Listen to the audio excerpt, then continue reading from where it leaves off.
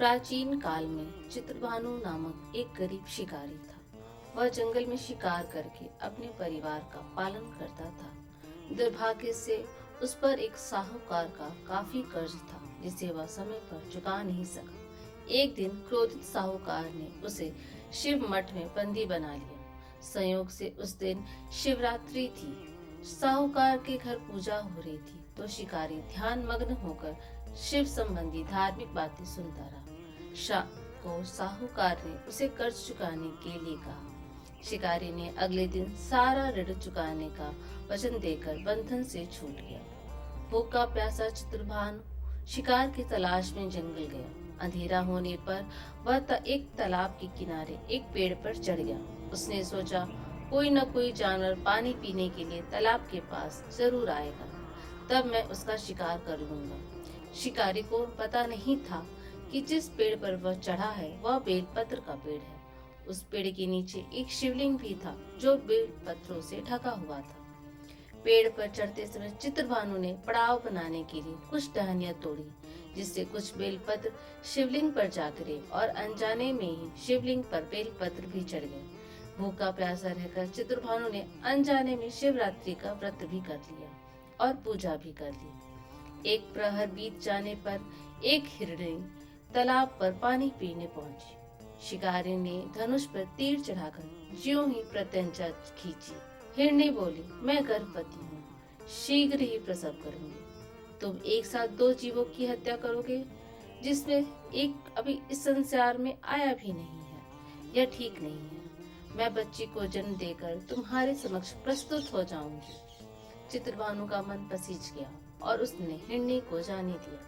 शिकारी ने प्रतिज्ञा ढीली कर दी और इस दौरान कुछ और बेलपत्र शिवलिंग पर गिर गए। इस तरह अनजाने में ही चित्रभानु ने प्रथम पहर की पूजा भी कर ली। कुछ देर बाद एक और हिरणी सामने आई।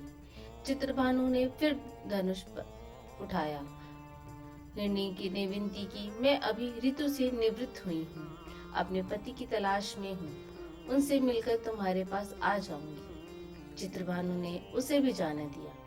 इस बार भी उसके हाथों से लगकर कुछ बेलपत्र शिवलिंग पर गिर गए, जिससे उसके दूसरे प्रहर की भी पूजा हो गई। रात के तीसरे पहर एक हिरणी अपने बच्चों के साथ आई।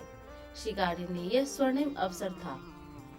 उसने जैसे ही धनुष पर तीर चढ़ाई, हिरणी बोली, हे शिकारी, मैं इन बच्चों को इनके पिता के हवाले कर लौट आऊंगी।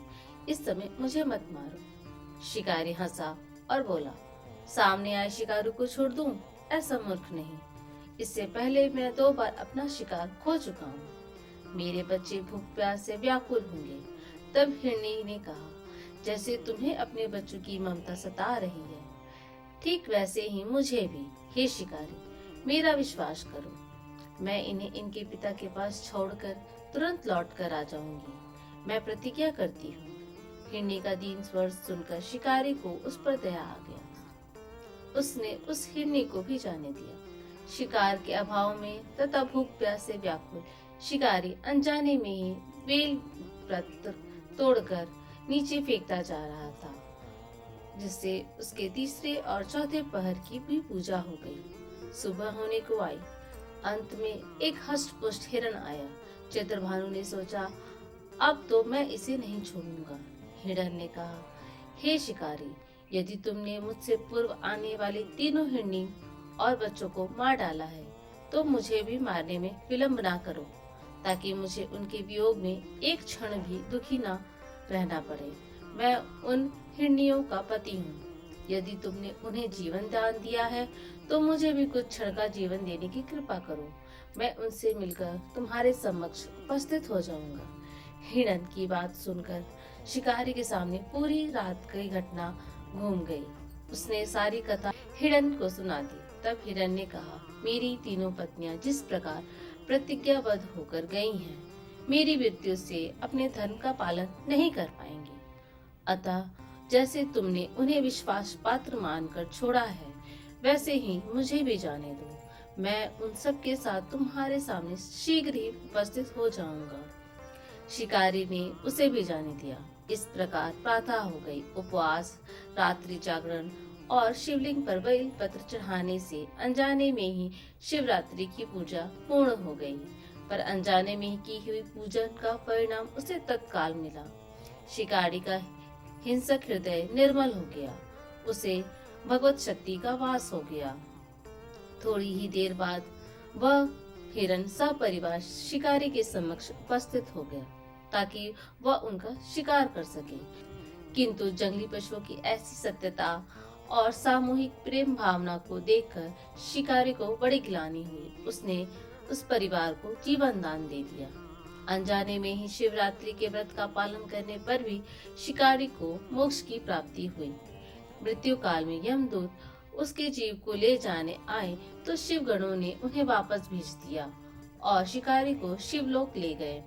शिव जी की कृपा से ही अपने इस जन्म में राजा चित्रभानु अपने पिछले जन्म को याद रख पाए तथा महाशिवरात्रि के महत्व को जानकर अगले जन्म में भी पालन कर पाए। यह कथा शिवरात्रि के महत्व को दर्शाती है और बताती है अनजाने में भी किया गया पुण्य भी अवश्य फल देता है।